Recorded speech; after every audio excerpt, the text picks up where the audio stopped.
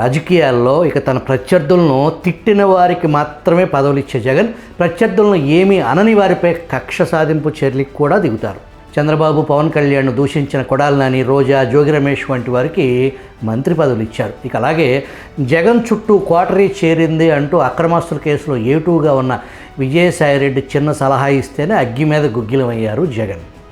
సాయిరెడ్డిని target చేస్తూ రాజకీయాల్లో వ్యక్తిత్వం, విశ్వాసం, విశ్వసనీయత ముఖ్యమన్నారు. అలాగే ప్రలోభాలకు లొంగకుండా, భయపడకుండా ఉండాలంటూ పెద్ద పెద్ద మాటలు చెప్పారు జగన్ సార్. వల్లభనేని వంశీ, కొడాలి నానిపై కూడా జగన్ చాలా కోపంగా ఉన్నారంట. అందుకు ప్రధాన కారణం ప్రభుత్వం మారిన తర్వాత వంశీ, నాని నోటికి తాళం వేసుకోవటమే ఆ కోపానికి కారణం అంట. ప్రస్తుతం పార్టీలో ఒక కీలక నేతపై వైఎస్ జగన్ తీవ్ర ఆగ్రహంతో ఊగిపోతున్నారనేది విశ్వసనీయ సమాచారం. ఆయన ఎవరో కాదు, ఒంగోలు పార్లమెంట్ ఇన్ఛార్జి చెవిరెడ్డి భాస్కర్ రెడ్డి. జగన్కు అత్యంత ఆప్తుల్లో చెవిరెడ్డి కూడా ఒకరు. జగన్ సైన్యంలో ఒకరిగా చెవిరెడ్డికి గుర్తింపు. జగన్ చెప్పిన మాట చెవిరెడ్డి తూచా తప్పకుండా పాటిస్తారని కూడా పార్టీలో చెప్పుకుంటారు. అయితే ఇటీవల ఓ విషయంలో మాత్రం జగన్కు చెవిరెడ్డి భాస్కర్ రెడ్డిపై పట్టలేనంత కోపం వచ్చిందని సమాచారం.